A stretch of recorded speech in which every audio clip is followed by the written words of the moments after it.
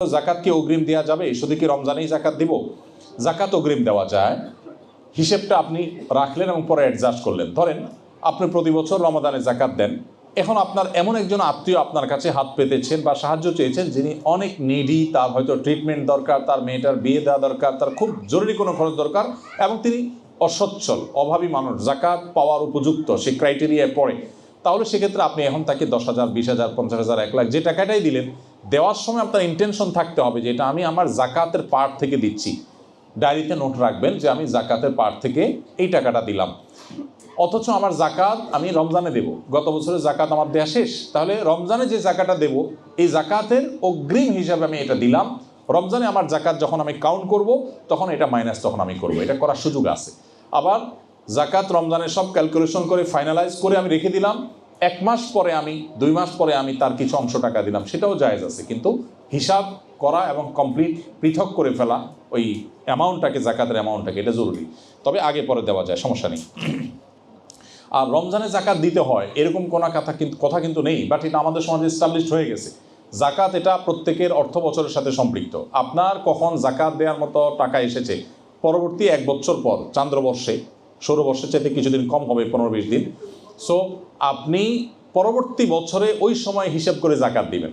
এখন যদি আপনার কাছে মনে হয় প্রতি বছর ওই টাইমটা আমার মনে রাখা কঠিন, আমি রমজানে দিয়ে দিলাম, তাহলে সেক্ষেত্রে একটু আগে বাড়িয়ে, ধরেন রমজানে আরও 4 মাস পরে হবে, আপনি রমজানে হিসাব করলেন, সেটা আপনি করতে পারেন। ইন্টারনেট ছাড়া দুনিয়া অচল। ইন্টারনেটে ব্যবসা ইসলামের দৃষ্টিতে কতটুকু জায়েজ? ইন্টারনেট ব্যবসা করা জায়েজ আছে, কারণ ইন্টারনেট ব্যবহার করে কে কী করবে না করবে সেটা তার ব্যাপারে, দায় ব্যবসায়ীর না। বেসিকভাবে ইন্টারনেটের লাইন কানেকশন দেওয়া এটা হারাম না।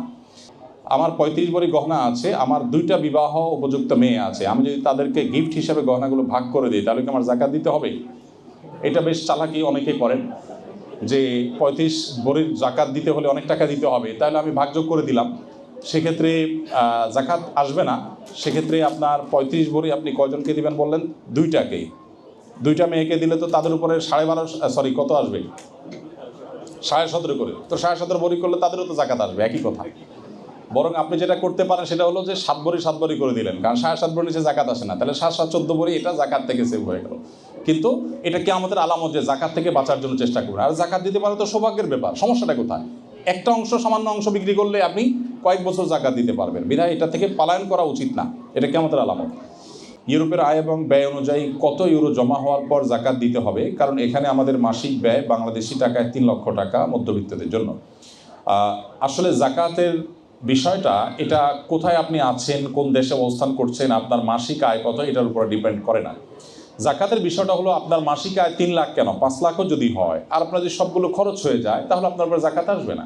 জাকাত আসবে তখন যখন আপনার আয় ব্যয় এটা অ্যাডজাস্ট করার পর আপনার যা সঞ্চয় হয়, সেই সঞ্চয়টা যদি 85 গ্রাম রূপার সমমূল্য পরিমাণ হয়। 85 গ্রাম রূপার সমমূল্য বাংলাদেশে 85 গ্রাম রূপা কিনতে গেলে, আপনি বাজারে যদি 85 গ্রাম পিওর রূপা কিনতে যান, কত টাকা কিনতে পারবেন? আমার মনে হয় এখনকার বাজার দর 70 থেকে 80 হাজারের ভেতরে থাকবে, বাংলাদেশি টাকার কথা বলছি আমি। তো এখানে সেই হিসাবে 85 গ্রাম রূপা কেনা খুব সামান্য ইউরোর ব্যাপার, অল্প কিছু ইউরো দিয়ে কিনতে পারবেন আপনি খবর নিলেই পাবেন যে 85 গ্রাম রূপার দাম কত এখানে। সেই টাকা যদি আপনার কাছে সঞ্চিত থাকে 1 বছর, 2 মাস 4 মাস না, 1 বছর ধরে এই টাকাটা আপনার কাছে ব্যালেন্স আকারে সঞ্চিত আছে, দেন আপনার উপরে জাকাত আসবে। 2.5% করে আপনি জাকাত দিবেন। আর যদি 3 লাখ খরচ কামাই করছেন, 3 লাখই খরচ হয়ে যাচ্ছে, তাহলে সেক্ষেত্রে আপনার উপরে জাকাত আসবে না।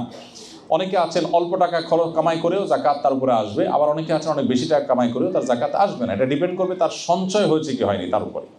আসলে ইসলাম চায় আমাদের টাকাগুলো আমরা রোলিং রাখি, সঞ্চয় করে ফেলে না রাখি, তাতে আর্থসামাজিক উন্নতিতে আমাদের টাকাগুলো ভূমিকা রাখবে। আমার কাছে 3 লাখ টাকা আছে, আমি জাকাত রূপার মূল্য ধরে দিব নাকি স্বর্ণের মূল্য দিব? স্বর্ণ বা রূপার সাথে সম্পর্ক না। 3 লাখ টাকা যদি আপনার থাকে 1 বছর, তাহলে আপনি 2.5% দিয়ে দিবেন, এটাই হলো জাকাতের বিধান।